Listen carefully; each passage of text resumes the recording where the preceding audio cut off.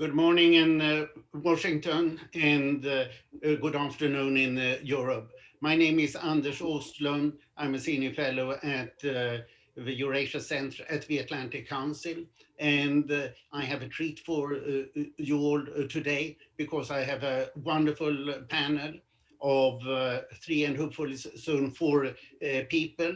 I have Julia Kovalli, who's the deputy chair of the supervisory board of Naftagaz and previously deputy head of the presidential office for economic affairs. I have Alex Daniliuk, former minister of finance and also former national defense and security advisor.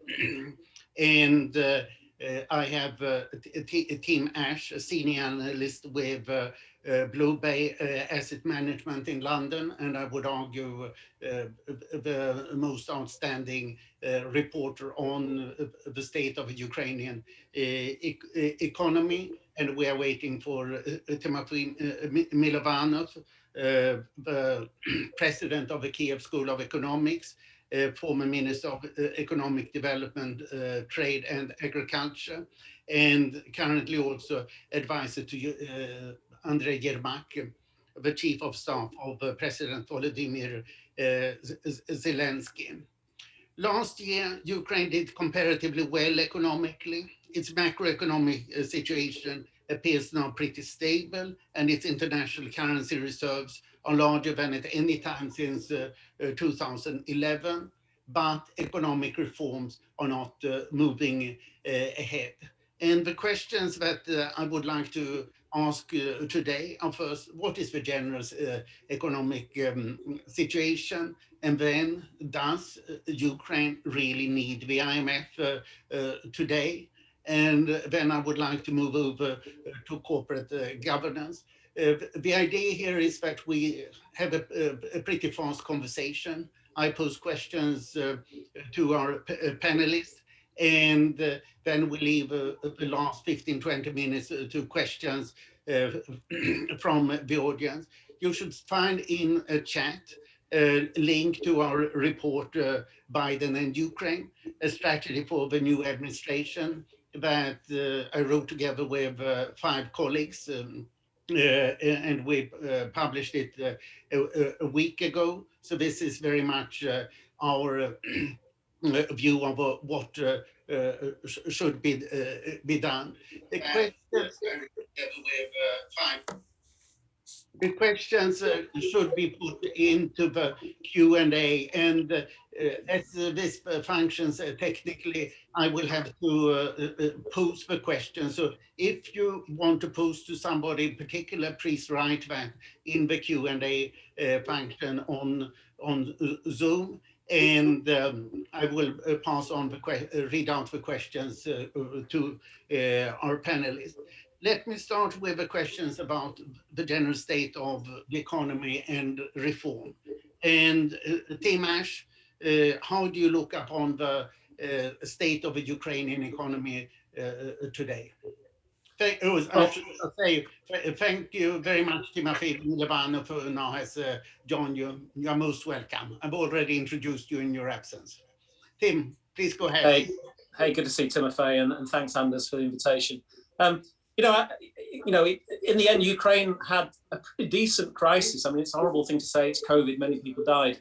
But from a macro perspective, it surprised positively. I mean, I think, expectations were pretty low in terms of durability of the economy. And I guess if you look at experience after the Asia crisis, late 90s, and then you think after the global financial crisis, and sort of scenarios that resulted post them. I mean, actually, if you look at actual macro numbers, compared to expectations, they did okay. So people were expecting GDP growth last year, -7, something like that, budget deficit -7, a bit uncertain about the current accounts, a bit uncertain about external financing and reserve position, currency, FX stability, etc. Well, in the end, the economy contracted 4.2.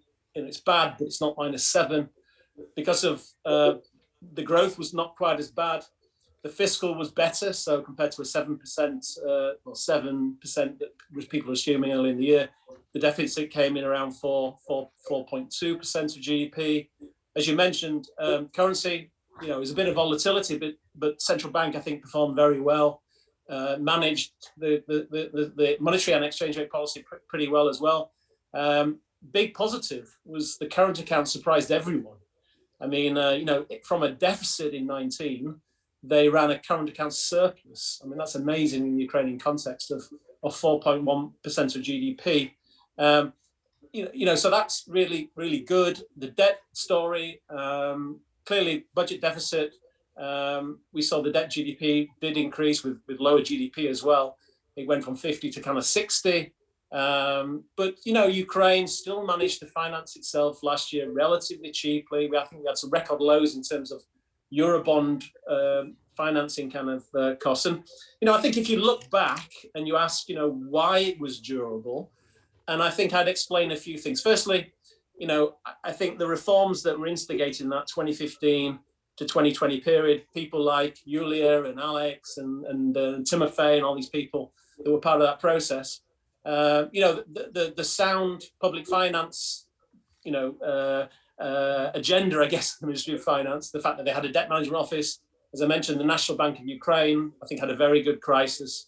I think that provided durability. Investors, I guess, trusted institutions like the National Bank of Ukraine and the Ministry of Finance. I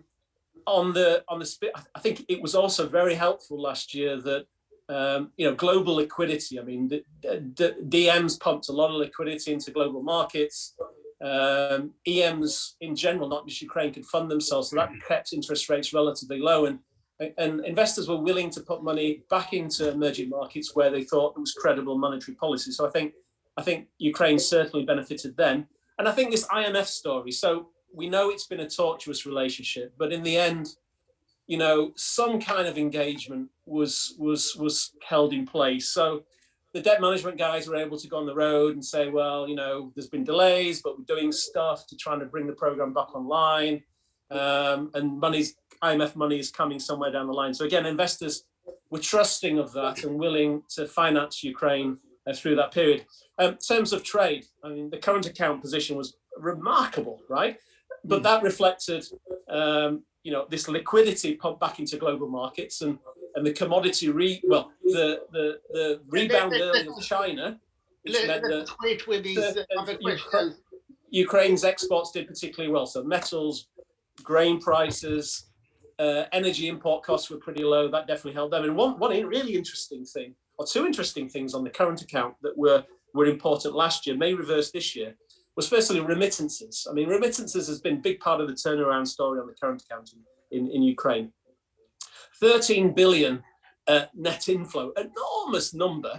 And despite concerns across emerging markets that people would come home or would lose their jobs and would not be able to continue the level of returns back to their home countries, it continued at really high levels. And the second one was Ukrainians weren't traveling overseas. So basically the 5 billion spending by Ukrainians on tourism stayed in the country. So that's a big part of the story. So anyway, look, I think you're trying to stop me there. So I'll end there for the moment. Because this is really the big picture of a very good macroeconomic situation that I wanted to get. And I would then like to talk to Alexander Daniliuk. You have another side of his story, that is, how do you look upon the economic policy, more in structural terms? What do you see as the biggest shortcomings in the structural policy today in Ukraine? Or in other terms, what should be done in economic reforms in the general level? Stick to the top issues. Please. Well, I'll be very brief. First, I don't see at the moment, and for for at least a year, I haven't seen any real reform efforts to actually name them now, right? What I do see though, and that after 1 year of turbulence, there are some discussions potentially on pension reform, changing the pension system. So actually somebody in the government start to think maybe actually it's time to do something. But it's really I see it as more as a hectic moves, and there is no overall system. Instead, there is clearly backtracking on the reforms that were done before, and those are the main reasons we have some issues with IMF. Um, Interesting enough, markets ignore it, but this is clearly a problem for IMF. So that's the reason we did not, conclude the agreement. This mission basically left without any agreement. And more specifically, this is the reforms that I was working on, and I'm actually take it very, very seriously, very personally. This is anti-corruption, right? Judiciary, energy. So those things are very worrying. So sorry, I cannot name you top three. I name you top three backtracking. Um, if you don't mind, coming back to the overall topic, whether Ukraine needs IMF, it's rather a philosophical question because we always look at some numbers and say like we do need IMF in this particular time, or we don't need IMF in this particular time. Um, and well, if you just look at the numbers, I believe we don't need IMF now. But I see how government is managing spending, and I'm more than certain that somewhere in the second half of the year, Ukraine will urgently need IMF. There's a very high chance for that. The question is, when government realize this need, IMF at that time will be also looking at the new conditionality, which usually at this time of the year, budget. Seasonal business. IMF is a seasonal business, right? So everything after August is also about budget. And so unless IMF will see a reasonable budget for 2022, they will not be able to proceed. So what I see at the moment is quite a turbulent period with high chance of disbursement somewhere at the end of the year. And what is not helpful is the president himself actually send this signal to the market is that there will be payment by the end of the year, and if there is none, then there is a plan B. So I think this overall there is lack of understanding still, lack of understanding the role of IMF for Ukraine. There is no ownership for reforms, but markets are supportive. So whether it's fair or not, but this is where we are.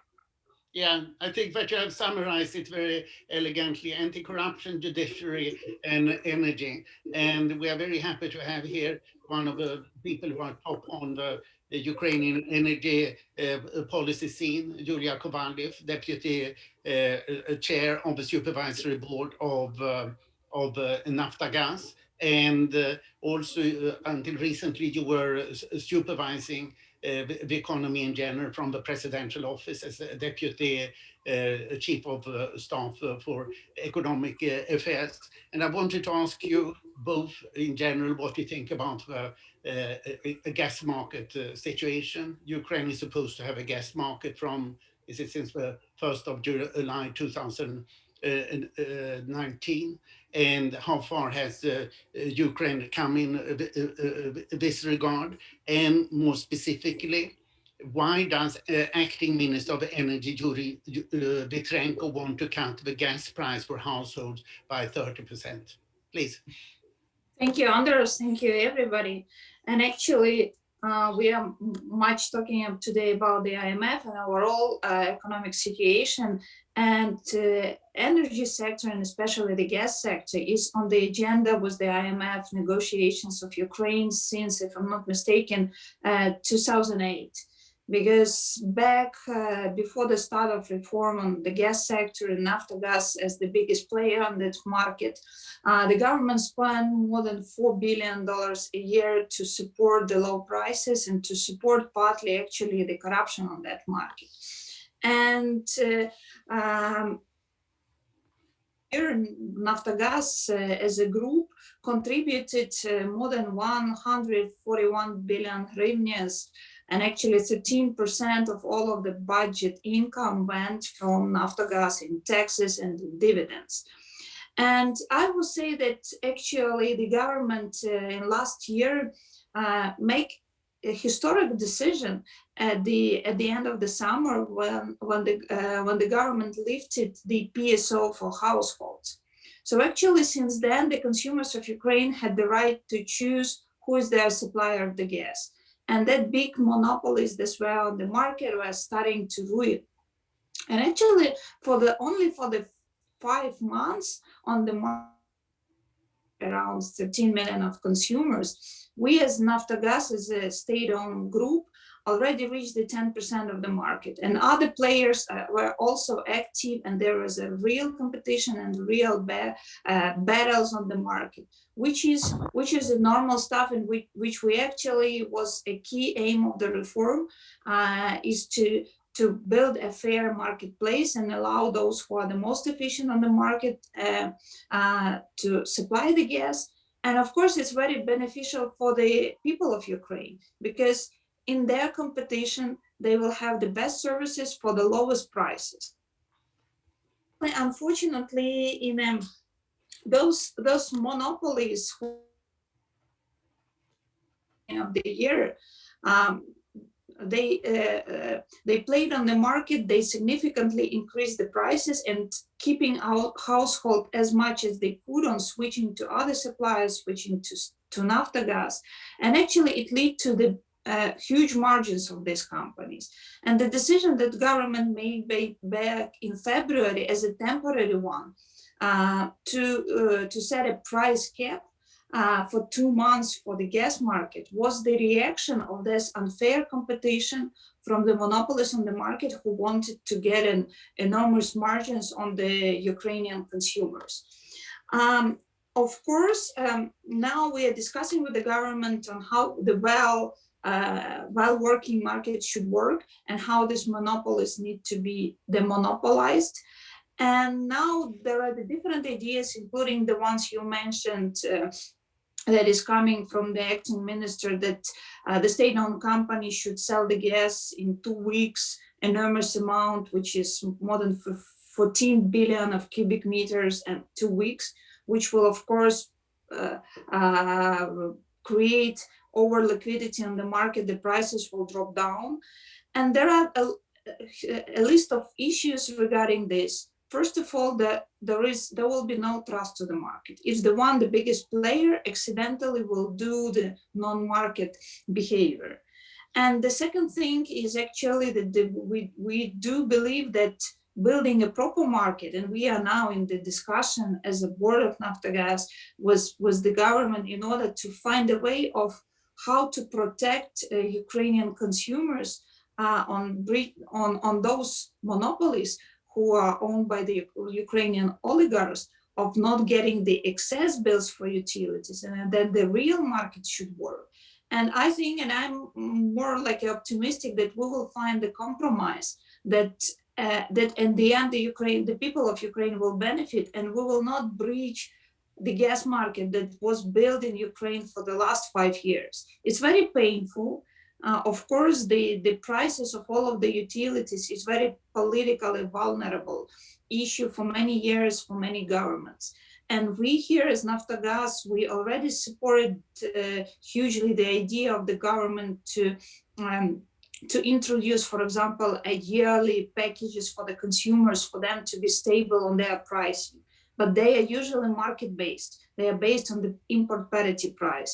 And we think that we as a state-owned company could offer to the government and to our consumers on a competitive market the way that the Ukrainian consumers will be, first of all, actually protected from extra margins that the oligarch business would like to get there. So I think that selling the gas Ukrainian produced for 30% below the market price is an abuse of the market. But I do also believe, and we work with the government to find another market-based, alternative market-based decision in order to further build the trust on Ukrainian gas market, increase production, support new investors who are coming. And last year we see the PSAs were signed, the new deals, the new licenses were bought, both of Ukrainian players and all the foreign companies. So this is the trust that is very easy to breach and where it takes a lot of time and a lot of efforts to build. Thank you very much, Julia. I would then like to turn to Timothy Milovanov. You were Minister of Economy, and now recently you have become an advisor to Andrei Yermak, the Chief of Staff of President Zelensky. My broad question is what you want to accomplish and what do you think that is possible to get done now. Tim presented the good macroeconomics. We don't need to discuss that much right now, but you were very much in charge of structural reform issue. Alex presented a quite negative view on it, and Julia presented the complications on the gas sector. We also have substantial problems in the electricity market that I think it would be interesting if you could comment on. Please, the floor is yours. Yeah. Thank you. Yeah. So I think it's important to be informed, and in particular, you say that Alex presented a negative view. I think it's just lack of fair assessment. We can discuss it. But as a Minister of Economy, I was in charge of 3 major reforms. One was land market reform, the second one was privatization, and the third was labor market liberalization. These were 3 major reforms that I was focusing on. Now, a year and a half into this, okay, I'm an advisor, but let's look at the land market reform. It actually is not a part of the discussion with the IMF. Well, it's an important part of the discussion with the World Bank, but it's not, it's not the something like anti-corruption or other thorny issues that we see in the news. The reform there is going. I think the 3 remaining laws, 3205, well, 2195, 2194, are up for second reading vote in the Parliament next week. And if I'm pretty confident they will pass. And if they are passed, 2 of the 3, the third one still needs some work. Then essentially what is left for the land market reform is to pass some cabinet resolutions. There are a number of them, but that's a structural reform, which is going despite the fact that it's not really a condition for the IMF. Let me what will it mean? The land market reform is supposed to start from the 1st of July. What do you expect will actually happen on the 1st of July?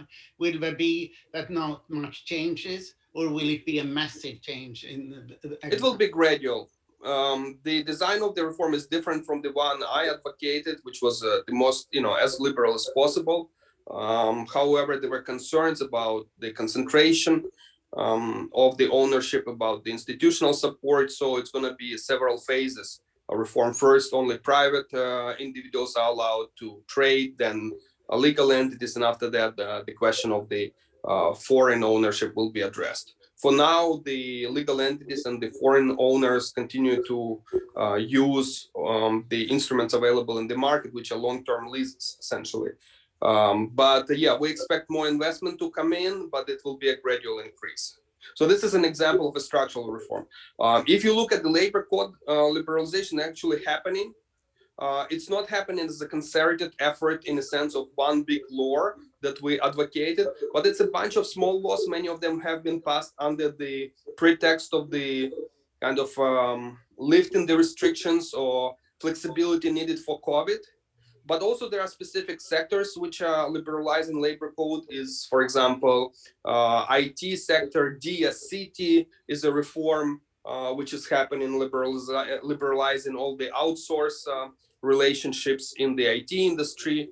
Similarly, I think next week there will be a law discussed at the National Reform Council about liberalizing. It's doing essentially what we wanted to do for the entire economy, but it's for smaller companies where labor unions are smaller or are not existent. So essentially, liberalization of the labor market is happening, except that the it's a little bit more dispersed. Now, if you look at the privatization, the law on removing the ban on privatization due to COVID is in the law, and it should be voted next week. So that reform is also going forward. It's not going as fast as I would have liked, but it's also unfair to say that these things are not happening. Now, if we go back to the IMF, well, I think it's important to not bunch two things in one. Is there a need for money, and is there a need for the IMF? These are two separate things. Ukrainian macroeconomic situation is stable, and the markets are supportive of Ukraine for multiple reasons that Timothy has described. But it also, if we economists believe in the markets, basically says that the analysts who provide reports for those who make decisions actually believe that the economy is doing reasonably well. So this is good news. The bad news is that there's no IMF program. The second tranche is delayed. Well, we are in the program, but the mission has not been concluded, and the tranche is not there. Okay, so what that means in practice? In practice, there are 4 or 5 areas of disagreement currently with the IMF. One is anti-corruption. The other one is energy, as you rightly pointed out. Then there's budget and fiscal policy. And then the remaining other 2 are minor. Specifically on the anti-corruption, the thorny issues are about the control. The current proposals, both for NABU, there are 3 issues. E-declarations, that probably will be voted next week. I think it's in the agenda of the parliament. Hopefully we'll have enough votes for imprisonment for incorrect declarations, but MPs are not happy about this, so it's a tricky issue. The other 2, the High Council of Justice and NABU, is really about the selection procedures for people who will be making decisions. In one case for the head of the NABU, in the other case for the ethics committee, which will discipline judges. And there the current proposal is to have simple majority. So there will be 3 representatives from the Ukrainian side and 3 representatives from the international experts. And you need 4 votes on any person or any decision. And this is what is IMF team saying is not enough. They essentially have a veto because they can put 3 votes against, but they want to have a super veto. When 2 international experts are sufficient to block any decisions. And this is what the Ukrainian side is currently disagreeing with. I think we'll make a proposal to separate this in 2 two super vetoes, that Ukrainian side has super veto, and then the international observers or international experts side has super veto. So when it actually comes to specifics, you will see that in terms of macro situation or the need for funding, yeah, there is this September issue, but probably things will be resolved way before the September. When it comes in practice to specific details, of course, Ukraine might not need money now, but Ukraine needs the IMF support because we are focusing on the same reforms.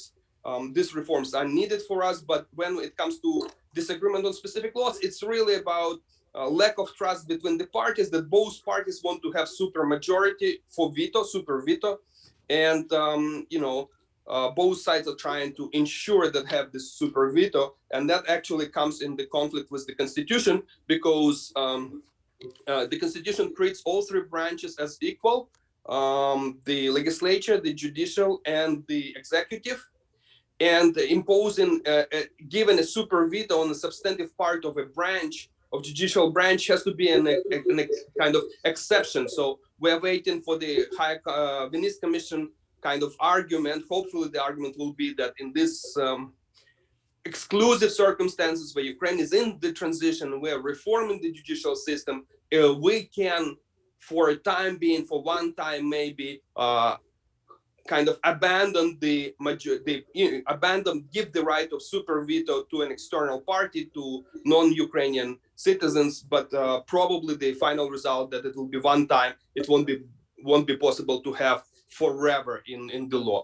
So these are technical details, but they are really coming from the lack of trust and fight for control, and it's a little bit frustrating, but this is where we are at this point. Of course, energy market is both electricity and gas is a massive issue, and it's not going to be resolved in the short term.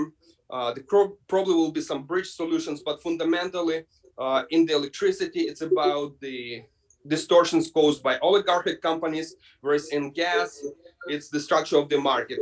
Huge monopolies in the wholesale, the state-owned company, and huge monopolies in retail.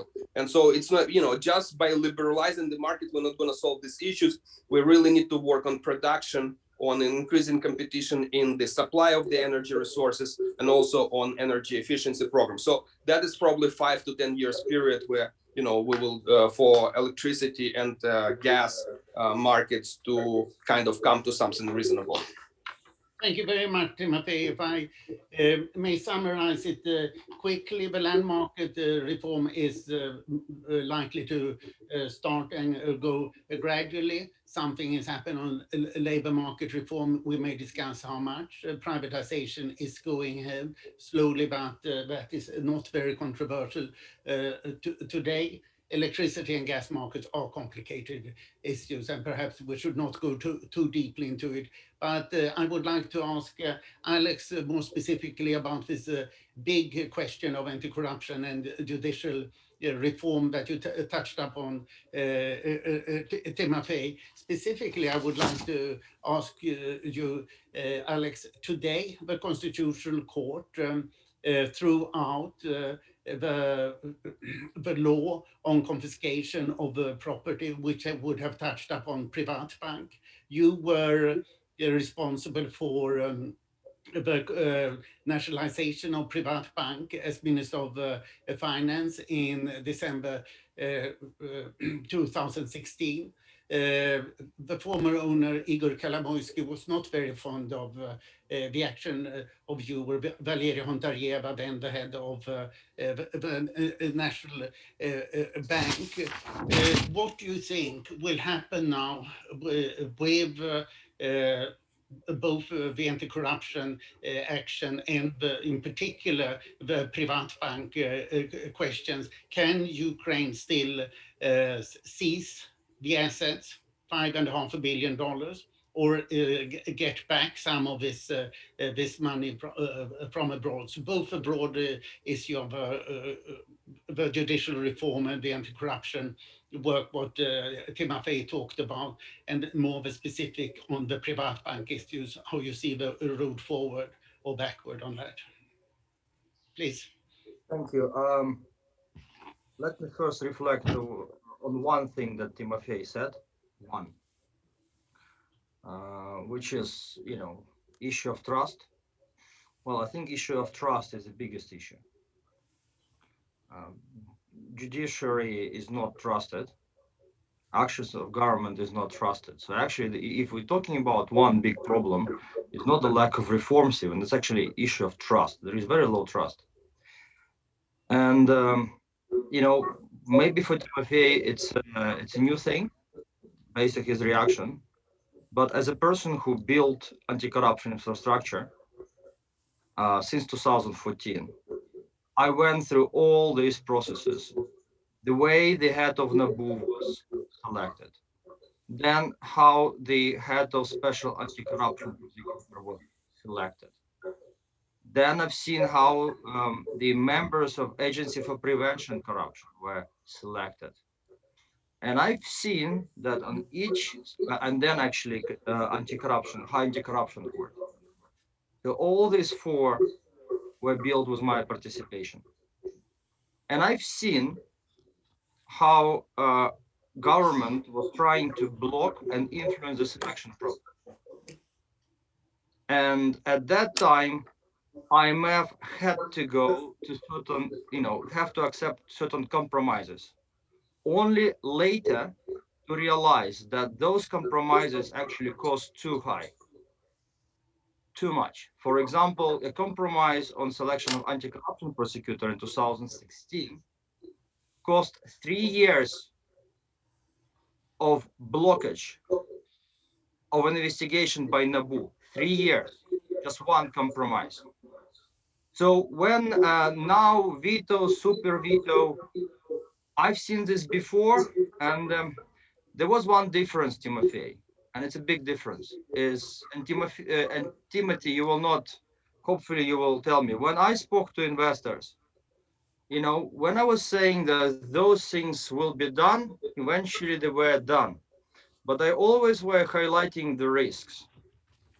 At the moment, I would highly recommend, Timothy, do not like ensure that selection process would be fair and transparent, because the current system does not guarantee this.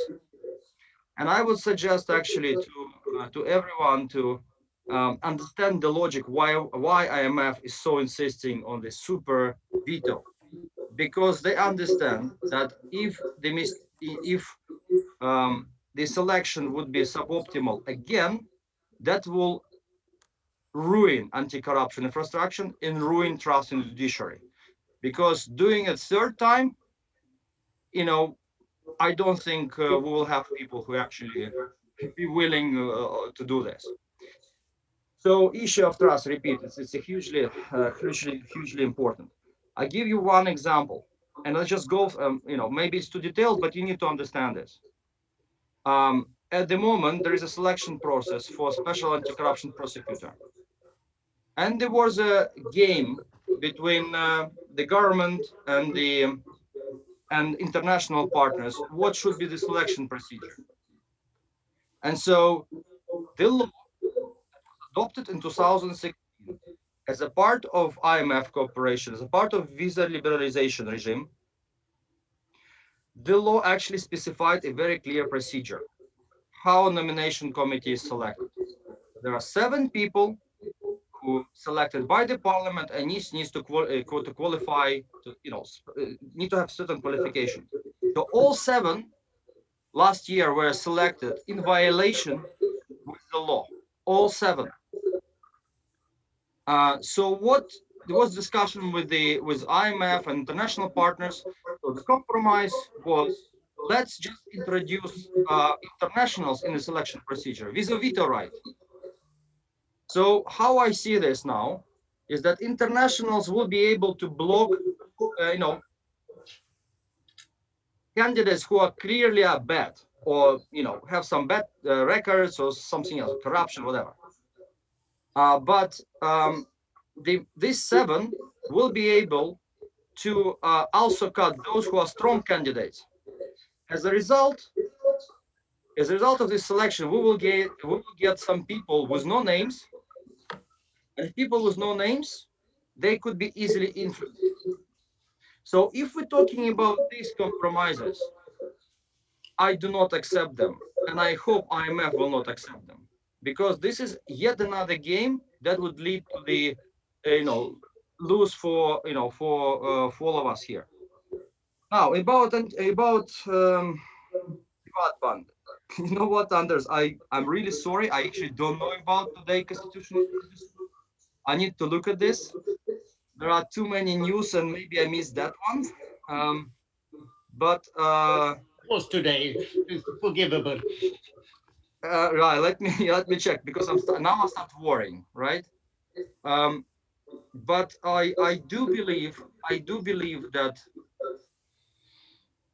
and I think it needs to be understood. By the way, there was this recent progress with one of the deputy CEO of private bank at the time of nationalization was arrested, right, for on one specific case. He was arrested, but the reality is that the plan was that he would escape, and then prosecutor general will proudly say that, look, we did our best, but the person escaped. If it wasn't for decisive actions of Sitnik, head of NABU, this guy who is currently in under arrest would leave the country. So, but when it happened, I believe, it's changed the reality now in Ukraine.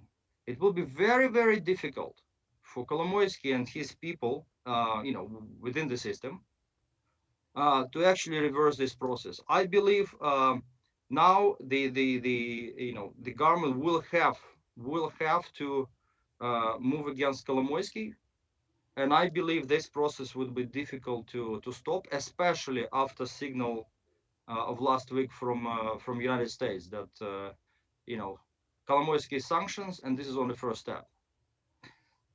But I need to look specifically on this Constitutional Court decision in order to comment.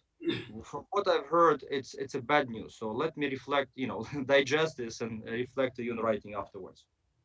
Thank you very much, Alex. I would then like to turn to the main question that we have put for this session. Does Ukraine need the IMF? From what I've heard so far, Alex answered it very clearly in his discussion. We don't need the IMF now, but in the second half of the year, we will need it. And I would like to hear from all the rest of you what you think of it. Perhaps I start with Timothy, because you made a very negative statement about the failed IMF mission now that lasted from December until 12th of February. You used a word that I would not like to translate or utilize, but please tell how you looked upon this mission specifically. And do you think that Ukraine needs IMF funding this year? The floor is yours. Actually, disagree with the statement that we don't need the IMF. I think we do not need the financing right now, but we do need the SLA and agreement. We want to resolve the difficulties. It's in our interest. It improves the situation, it improves the perception, it lowers the cost of capital, cost of financing. There's no need, or there's no any reasonable, there's no any reason to delay because macroeconomic situation is good. It all adds up. Why were you so critical of the IMF mission? Yeah, I was critical about specifics, that there was a breach of trust in my view. Some things were promised, they were not done. It was a tactical issue. It has to do with communications, and it was done in a very inappropriate moment of the visit to the United Arab Emirates. There was a promise, I'm not sure how much in detail I can go, but basically we were promised that we will coordinate our messaging, and the IMF did messaging in such a way that we as the government of Ukraine didn't have the opportunity to come out with our messaging, and that allowed some of the Russian media to fill in the vacuum with the interpretation of our side, which of course created a negative kind of overtones to the visit. So that was where, people at the operational level, people make mistakes. The IMF also makes mistakes. They should not. That's it. Okay. It's important that you say that it's a tactical issue and the communication rather than financial and strategic issue. Julia, if I turn to you, you left the post as deputy head of the presidential office quite recently. What is your sense? So first of all, just quite pragmatically, with this year we have the 5.5 deficit of the budget, and of course to finance the budget we need to go to the markets or find another way of financing. What is linked totally the IMF and what is linked to IMF, the IFI's financing is available for Ukraine around 4.3 up to $4.5 billion for this year, and of course for Ukraine is the cheapest way to finance the budget. So from pragmatic view of the government and the Minister of Finance, getting the IMF and the IFI's money is a very good stuff on your debt management. And that is just the one thing.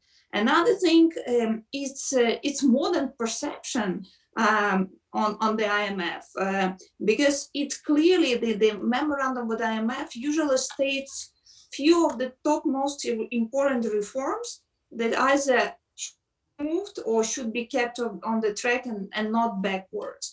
And this is actually something like an anchor. Before, just recently, there was not a big anchor of where the government is going because the program unfortunately was not supported by the parliament. Now the government just last week presented the economic strategy of the country by 2030. And before that, there was a vacuum for the business, for the investors, for our international partners to understand what's the priorities and what are the top priorities for the government. And usually everybody was looking on the IMF program and understanding that here are the things that everybody of the stakeholders in Ukraine will focus on, because it's a part of the agreed program. And actually that is how it created more comfort and more prognosis on how the country will be moving, because having the structural banks of IMF and some deadlines, so the business community, investors understand here are the things that will be done inside of Ukraine, here are the tranches that will come, here there are the way to get the cheaper finance on the market. So this is something about like having an action plan, what to do on the top needed priorities. So for that reason, of course, my IMF at this standpoint, and I also, I share the things that actually Ukrainian economy performed very well last year in comparison to the first prognosis that we were at the beginning of March, the mid-March, when the first massive COVID cases appeared in Ukraine and we put a total lockdown for the country. Of course, there was much ambiguity, -7% of GDP decline prognosis. So we went rather good of the crisis. And I'm quite optimistic for this year. If not some accidents with the lockdowns, the economy will perform rather well. So IMF, it's for this year and for next year for Ukraine, it's not much about the money, but it's about putting the important things on the track and also giving the signals to investors, to our international partners, what are those priorities and how we perform. And I think, and I do believe, and from my recent experience from working in the presidential office, that there is a will and there is a commitment to move these reforms. Yes, there are the debates. They usually were in Ukraine. For the last 6 years, as far as I was working in the government, from time to time, there usually were some debates on the things around the IMF. But I do share that there is the commitment of Ukrainian authorities to move forward with IMF cooperation. Maybe not in a week or two, not in a month, on like all of the things achieved, but generally I do believe there is a commitment. Thank you. I think this was a very clear answer. Ukraine can manage without the IMF funding for this year, but it's cheaper with IMF funding. But far more important is that the IMF is seen by foreign investor, and it is a guarantee for certain reforms. Let me pass the question on to you, Tim. I'm not what the IMF does for reforms, we understand, but what is your view? Does Ukraine need the IMF financing? Can it manage without the money this year? Two things on the IMF, right? The money and the reform agenda. On the money, I would not say it doesn't need it. I mean, let's just think about the gross financing needs. That's 677 billion hryvnia, $24 billion. That's 16.5% of GDP as a gross financing need. IMF threshold typically is around 15%. It's a really high number. I know the peak is September, but if you're gonna wait till September to try and cover that peak, it's too late. We're already March. The way things happen in Ukraine with negotiations with the IMF, I mean, Schmiegel's talked about June. You know, we get to June, it's the summer, you know, so then probably nothing happens. The radar's off, all the legislative stuff that needs to get done doesn't get done. And so quickly, we're actually in September, right? And I think then markets might close. And I mentioned all the positives last year, you know, terms of trade, liquid global markets, cheap global funding. Terms of trade might change. They are already changing this year for Ukraine. Look at the way US treasuries are moving now with a 100 basis point increase in borrowing costs already just from the treasury move, right? So it's going to get more expensive. So Ukraine needs to do it now. Otherwise, it could get really ugly later in the year. That's the first question, the finance. I don't really buy this line that things are fine. right? I mean, that's kind of really complacent. The second view is in the end, look, you know, many Ukrainians complain. I mean, policymakers complain about the IMF being tough on all this anti-corruption stuff in the IMF program, and that this program in Ukraine is different to other IMF programs in other countries, and the IMF has been different. It's been more aggressive with Ukraine than other countries. Guys, corruption is the #1 issue in Ukraine. All the opinion polls of business surveys, you know, the war in the East, sure, is #1, right? But corruption is the #2 issue. And the reformers told everyone they wanted the anti-corruption stuff in the IMF program. And to put it slightly differently, let's just imagine there's no IMF. Let's imagine the IMF actually walks away. Seriously, guys, what do we think would happen at the National Bank of Ukraine? What do we think would happen with the independent supervisory boards at Naftogaz? Seriously, you've got these beasts, these oligarchs that eat up reformers, that eat up kind of reform legislation. It's an asymmetric war, right?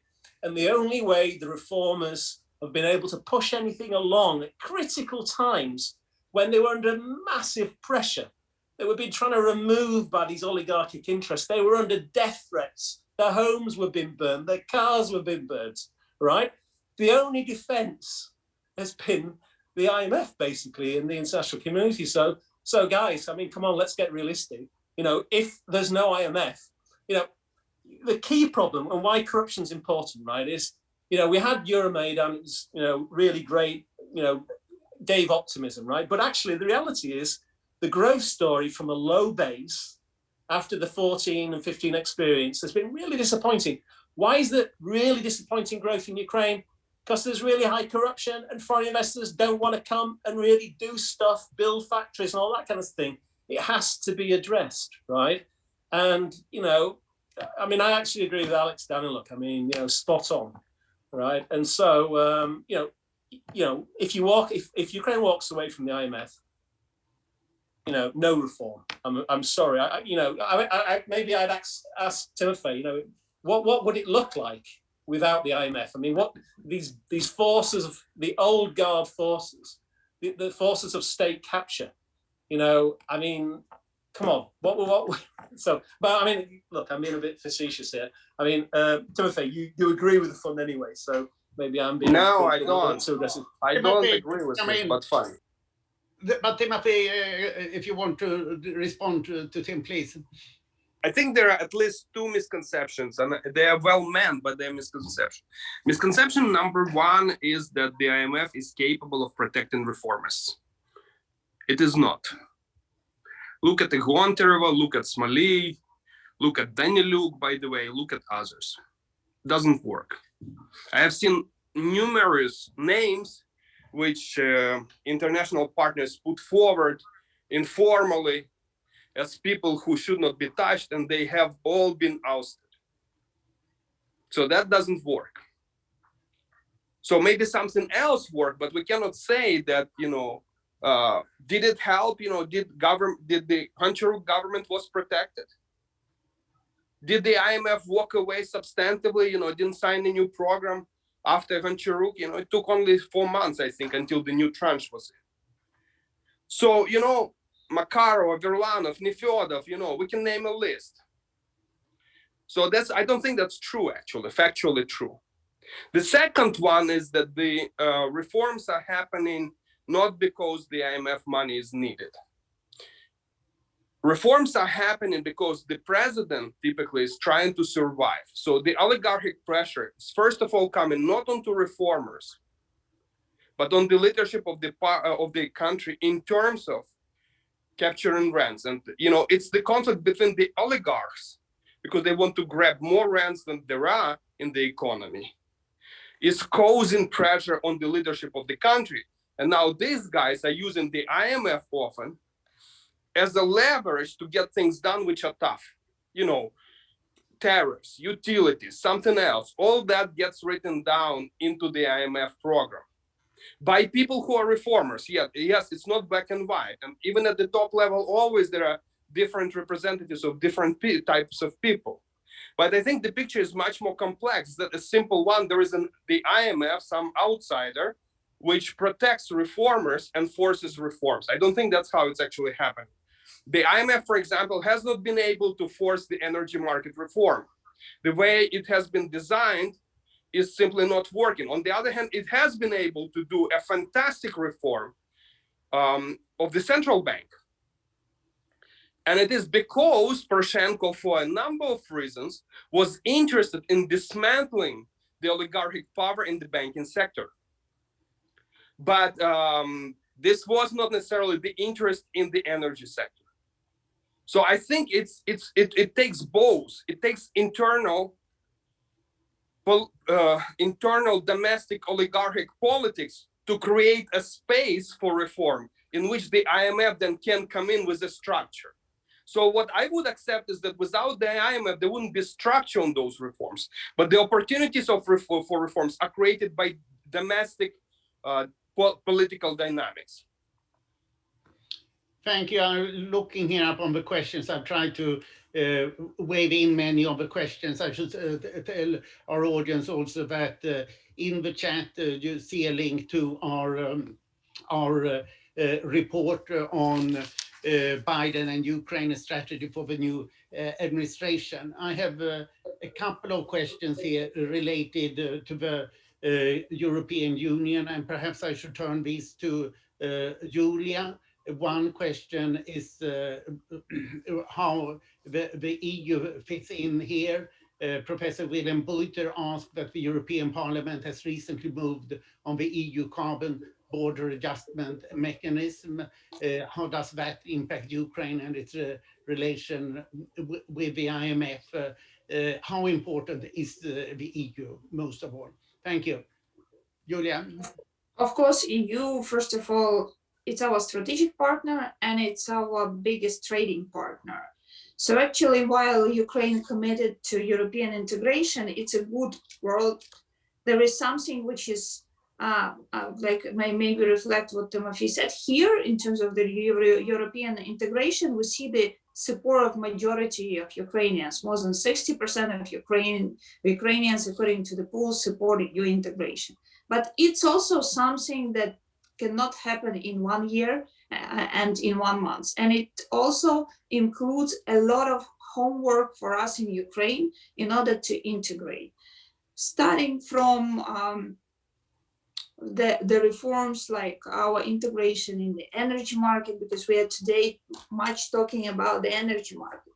And whatever we can discuss whether the markets can be built in a proper and a not proper way, we have some framework. And our EU integration is also a framework for us. And there are the rules. And these are the rules that work there. There are some amendments. There are some peculiarities of each of the markets. But while integrating into the European markets, especially the markets which are in Ukraine now, either very deeply regulated by states, or there is not enough competition, or the oligarchs are controlling a bigger portion of this market. It means that these markets become from the tiny markets of Ukrainians, they are becoming a big European markets. And as bigger player you can be in Ukrainian market, but you, while integrating there, you are becoming a smaller and usually not a very efficient player. And you need to increase your efficiency and then to be compatible to that bigger market. That's why I think it just, for example, in the energy sector. I do believe, for example, while opening the markets, while having here more than 30 traders, while Ukrainian gas storage are now using for most of the biggest gas traders now, it's very compatible because each day everybody can make a decision to either import or export gas from Ukraine. The same is for all of the other stuff. And we do need that portion of reform. And if we come back to the support of EU, we have for this year in a plan for 6 million euros for the microfinancial support. It's also pragmatically one of the cheapest source of financing to Ukraine, and it's on the table. And just recently also the parliament made good step in forward to implement it while renovating the compatible procedures on appointment to the government, which is actually a very good step. And the parliament, with the leadership of president who supported this law, it was voted, and now we restart from this COVID procedure, the tender procedures for reforming the public sector. Because in order to integrate into European markets, in order to do the reforms, you need well-functioning public sector.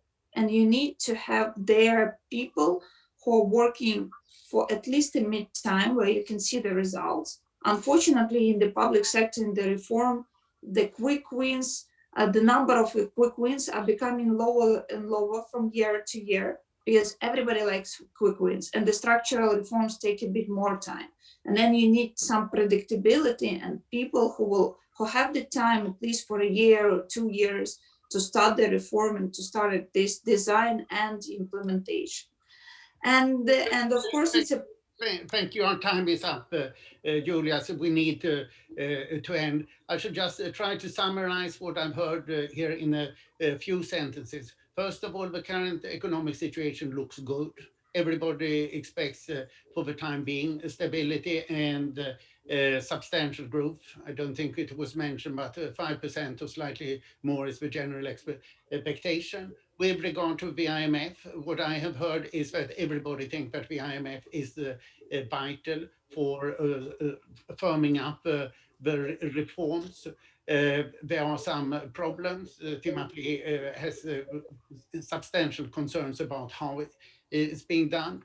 I think that Tim most of all emphasized that Ukraine needs IMF conditionality and funding very soon, and Alex is close to that view as well, while Julia is slightly more diplomatic. I think that it's vital. So with this, I would like to thank you all very much, and I would also like to thank our audience for listening in to this, and I wish you all a very nice weekend. Thank you very much indeed.